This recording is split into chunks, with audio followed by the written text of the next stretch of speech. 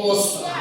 Y aunque tú estés sola, aunque tú estés pasando por el valle de sombra y de muerte, si tienes la presencia de Dios en tu vida, hay plenitud de gozo aún en medio de la tormenta. Amén, amén. Yo quiero que leamos la palabra de Dios en el Salmos 139. Y vamos a leer los versículos 7 al 11 y 23 y 24. Aleluya. Aleluya. Examina. Dice la palabra de Dios en el nombre del Padre, del Hijo y del Espíritu Santo. Amén. ¿A dónde me iré de tu espíritu? ¿Y a dónde huiré de tu presencia? Si subiera a los cielos, allí estás tú. Y si en el Seol hiciere mi estrado, he aquí, allí estás. Si tomare las alas del alba y habitares en el extremo del mal, aún allí me guiará tu mano y me asirá tu diestra. Si dijeres ciertamente las tinieblas me encubrirán, aún la noche resplandecerá alrededor de mí. Vamos a leer los versículos 23 y 24. Dice: examíname, oh Dios, conoce mi corazón, pruébame y conoce mis pensamientos, y ve si hay en mí camino de perversidad, y guíame en el camino eterno. Pueden sentarse. Aquí el salmista, ya a la altura del Salmo 139, ya David ha vivido pruebas, ha vivido procesos, ha vivido experiencia desde su época de su adolescencia, cuando fue llamado por Dios, cuando fue ungido, hasta su proclamación como rey, que ya él tenía aproximadamente sus 30 años cuando comenzó a ejercer en la primera parte del pueblo de Dios su reinado. A esta altura del Salmo 139, David reflexiona, David se ha examinado, ya David vivió la experiencia de su falta de tacto, de falta de juicio, cuando pasó el asunto de Urías el Eteo y su última esposa. Ya David está procesado y aquí él reflexiona y comienza a decir: ¿a dónde yo iré de tu presencia? Si me voy al Seol, ahí tú estás. Si me voy al cielo, ahí tú estás. David aquí está exaltando la omnipresencia de Dios en su vida. Y en este salmo, David dice que él sabe que Dios lo conoce todo de él, que él conoce hasta sus más íntimos secretos antes de él expresarlo. David aún se va más lejos y le dice a Dios que él lo conoce desde que él era un embrión en el vientre de su madre. Por eso ya David, procesado, comienza a enseñar y a declarar en su vida, después de los múltiples procesos que vivió, que él no podía vivir sin la presencia de Dios en él. Y él comenzaba, y a veces decimos: y David cometió errores, y David mató, David fue un criminal que con premeditación y alevosía preparó el plan para matar a Urías el Eteo, un general de su tropa. ¿Y cómo es que ahora? Porque sabe, Dios es un Dios que conoce los corazones. Amén, amén. David en ese momento quizás se dejó llevar de la euforia del reino y del poder que tenía, y que él tenía autoridad sobre todo. Pero sabe una cosa, de cada una de sus acciones él pagó las consecuencias, y eso lo hizo reconocer que sin la presencia de Dios él no podía vivir, él no podía caminar, él no podía hacer nada, porque Dios lo conocía su cabello. Amén. Gloria a Dios. ¿Saben ustedes que Dios conoce hasta nuestra respiración? Amén. ¿Sabes que yo he entrado en un temor reverente de Dios? Que hasta si me dan, creo que pongo la otra mejilla para que literalmente me den. Porque yo sé que la palabra me dice, mía es la venganza, yo pagaré. Yo voy a cobrar tu deuda, Magali. No hagas nada, no te defiendas, porque yo lo voy a hacer por ti. Y cuando hacemos eso, que estamos en la dimensión de comenzar a buscar la dirección de la presencia de Dios en nuestras vidas, yo les aseguro que Él trabaja. Y la presencia no se trata de riqueza, de poder, de abundancia, se trata de una plenitud de gozo en tu vida.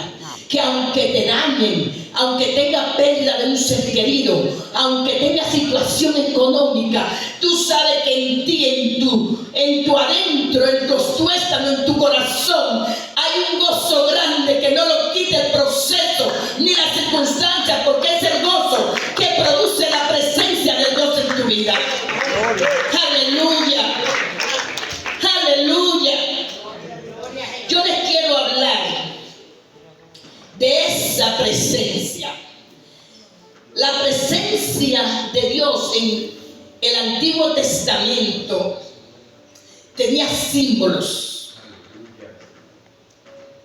Tenía símbolos porque no era dada para todos. Eran personas escogidas de parte de Dios que cargaban su presencia. Cuando Dios creó a Adán y Eva, ellos estaban llenos de la presencia de Dios. Pero cuando pecaron y fueron expulsados del huerto, hubo una separación entre ellos y Dios. Ya Dios no le hablaba como le hablaba al principio. Ya Dios no tenía ese contacto directo con ellos, porque ellos pecaron y perdieron la gracia de tener la presencia de Dios en su vida. Cuando le fallamos a Dios, somos amonestados por Él. Él no nos desecha, como estudiamos en el libro de Romanos, que nosotros siempre tratamos de enseñarle que Israel no fue desechado por Dios, sino estuvo en un proceso de amonestación de parte de Dios por su falta de fidelidad. Aleluya. Aleluya. Dice la palabra de Dios que su presencia estaba hecha en aquellos tiempos por símbolos. Uno de los símbolos de la presencia de Dios era el arca del pacto. El arca del pacto fue una caja que se preparó, pero Dios hace como Él quiere y cuando Él quiere. Esa es una caja que Dios le dio el diseño a Moisés. Hay dos arcas que la Biblia habla, el arca de Noé, esa es otra cosa. El arca del pacto dice que cargaba dentro la tabla de la ley que Dios le dio a Moisés. Esa arca se hizo con mucho cuidado, mucha reverencia. Esa es una de las señales. Y antes de hablar un poquito del arca, habían otras señales que representaban la presencia de Dios. Otra era la nube que estaba cuando el pueblo de Dios estaba en el desierto, que estaba la nube que de día lo cubría del calor y le daba dirección. Esa nube era la presencia de Dios. Cuando la nube se movía, era Dios dando directrices, el pueblo tiene que marchar.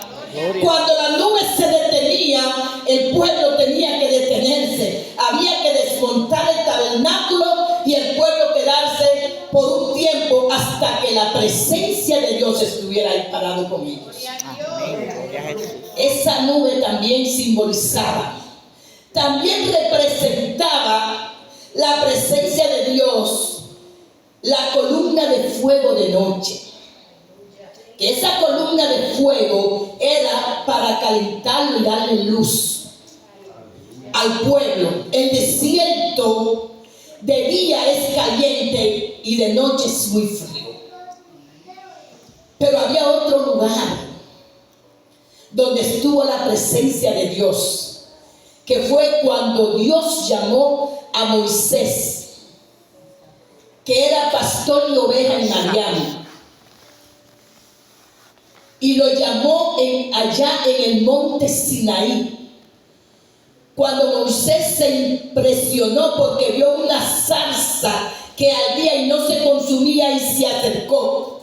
Cuando Moisés llegó a ese lugar, ahí estaba la presencia de Dios en plenitud. Y Dios le dice: quita la sandalia de tus pies, porque el lugar donde tú estás es santo. Porque ahí estaba la presencia de Dios. Gloria a Dios.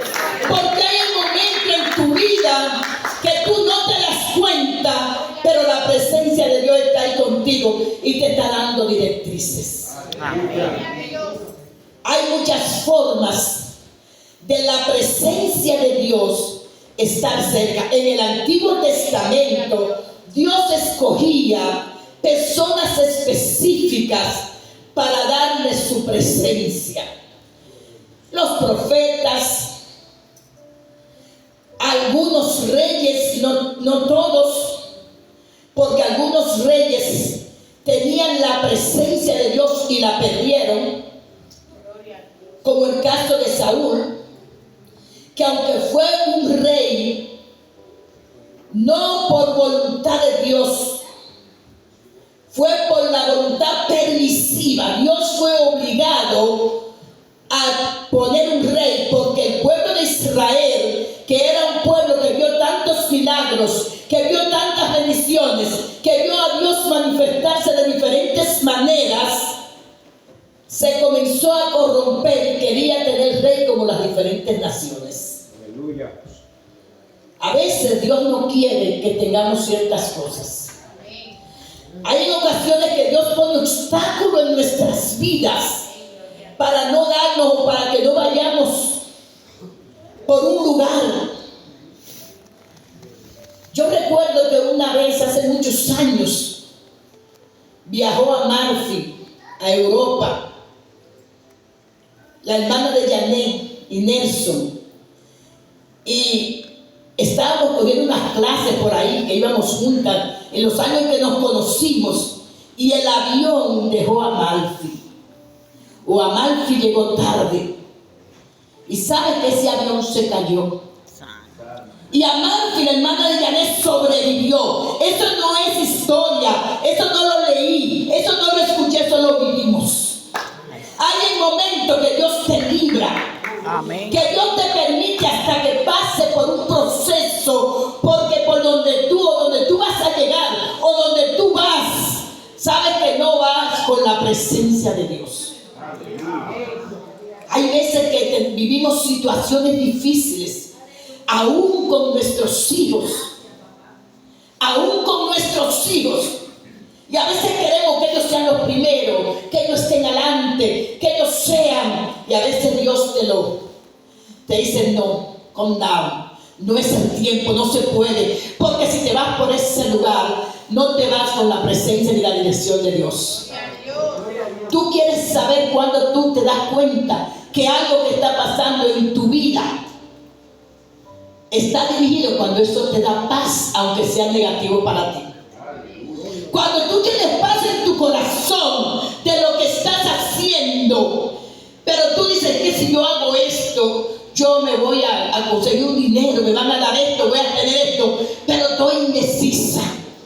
Desde que llega la duda, Dios no está en esa decisión. Aleluya. Tenemos que entender y reconocer cuando la presencia de Dios en nuestras vidas viene para amonestarnos o corregirnos, o hasta para pasarnos por juicio. Porque Dios es así. No crea que lo predicamos aquí suena bonito. No crea que todo lo que queramos hacer, aunque estemos siendo honestos, es lo que le agrada a Dios. Hay cosas que hacemos que no le agradan a Dios. Y tú no lo entiendes.